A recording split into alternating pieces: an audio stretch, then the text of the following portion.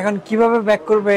Syndicate বাজার ঘাটতি আলু নাই, কিন্তু তারা বগুড়া কোথায় যেন একটা কোল্ড স্টোরে অভিযান চালানো, সেখানে দেখা যায় 5,000 আলু আছে, 5,000 বস্তা। বর্তমানে ভোক্তা অধিকার যথেষ্ট ফাস্ট, কিন্তু এদেরকে ধরতে গেলে এদের পিছনে পিছনে লাগিয়ে থাকতে হবে আঠার মতো, যেটা সম্ভব হচ্ছে না। চালের দাম আমি যদি আজকে এক বস্তা কিনতে যাই, কই কি স্যার আর এক বস্তা বাড়ায় নেন, আগামীকালকে কিন্তু স্যার 150-200 টাকা করে বাইরে যাবে। তার মানে তারাই বাড়াচ্ছে, আমরা জানি না। এখন শুনতেছি পথে কোনো চাঁদা নাই, অর্থাৎ রেট আরো কমবে।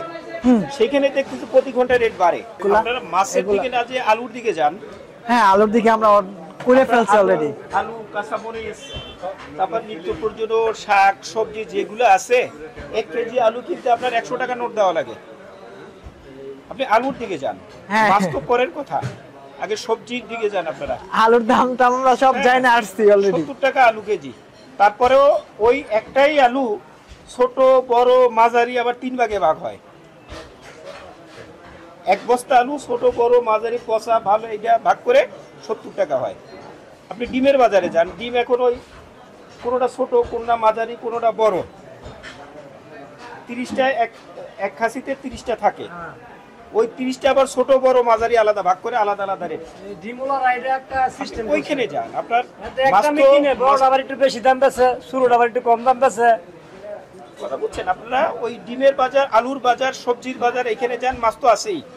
মাছ তো আমাদের হাতের নাগালের বাইরে চলে যাচ্ছে, বা হাতের নাগালের বাইরে যাওয়ার পথে।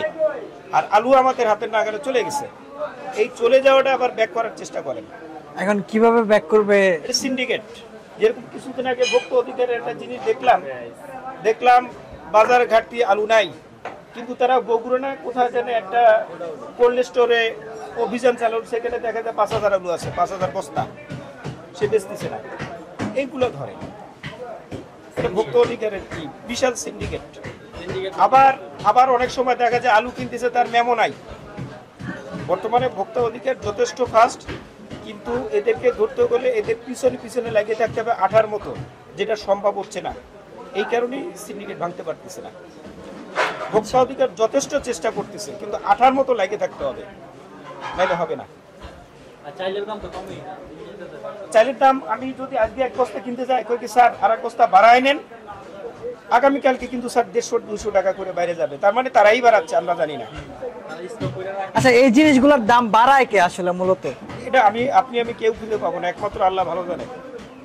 না, এমন তো কোনো একটা জায়গা আছে যেখান থেকে সবকিছু জিনিসের দাম বাড়ায়, বা সরকার থেকে যদি কোনো একটা রেট দিয়ে দেয়।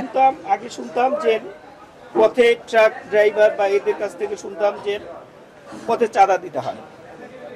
এখন শুনতেছি পথে কোনো চাঁদা নাই, অর্থাৎ রেট আরো কমবে। সেখানে দেখতেছি প্রতি ঘন্টা রেট বাড়ে। এটার কারণ কি? এর কারণ সিন্ডিকেট। এই বাজার সিন্ডিকেটটা তদারকি করার জন্য একটা সৎ, সাহসী, উদ্যোগী একটা প্রত্যেকের একটা করতে হবে, মানে কমিটি টিম গঠন করে প্রত্যেক বাজার আমার মতে একটা ছাত্র সমন্বয় যেরকম, বা আমরা যারা সাধারণ পাবলিক আছে, একটা কমিটি গঠন করে বাজার তদারকি করা উচিত আমার মতে। প্রত্যেক ইউনিয়নে, প্রত্যেক থানায়, প্রত্যেক বাজারে একটা ছোটখাটো কমিটি গঠন করে এদের তদারকি করা উচিত। এবং সাথে সাথে ওই মুহূর্তে বিচার, ওই যে আজকে 2,000 টাকা 5,000 টাকা জরিমানা করলো, ধরেন আলুর বাজারে যায় 5,000 টাকা জরিমানা করলো, এই টাকাটা ঠিকই সে জরিমানা দিচ্ছে, কিন্তু আমাদের কাছ থেকে আবার এই টাকাটা তারা আদায় করে নিচ্ছে। এতে লাভ নাই। ইনস্ট্যান্ট ওদেরকে 6 মাস 1 বছর জেলে ঢুকাই দিক, তাহলে তাদের, অথবা কান ধরে উঠবস করা পাবলিকের সামনে, তাহলে তারা ঠিক হয়ে যাবে। বুঝতে পারছি। কান ওই 5,000 টাকা জরিমানার চেয়ে সবাই সামনে কান ধরে উঠবস করাইলে আমার মনে হয় ভালো। কারণ এখন যদি তাকে 5,000 টাকা জরিমানা দেওয়া হয়, তো নেক্সট উনি আবার নেবে, ওনারা আবার দাম বাড়ায়ও দিবে। কান ধরে উঠবস করলে এই লজ্জাজনক, তার বউকে দেখবে, তার ছেলে দেখবে, তার মায়ে দেখবে, তার শ্বশুরে দেখবে, তার শাশুড়ি দেখবে, এই লজ্জা সে টাকা দিয়ে কিনতে পারবে না।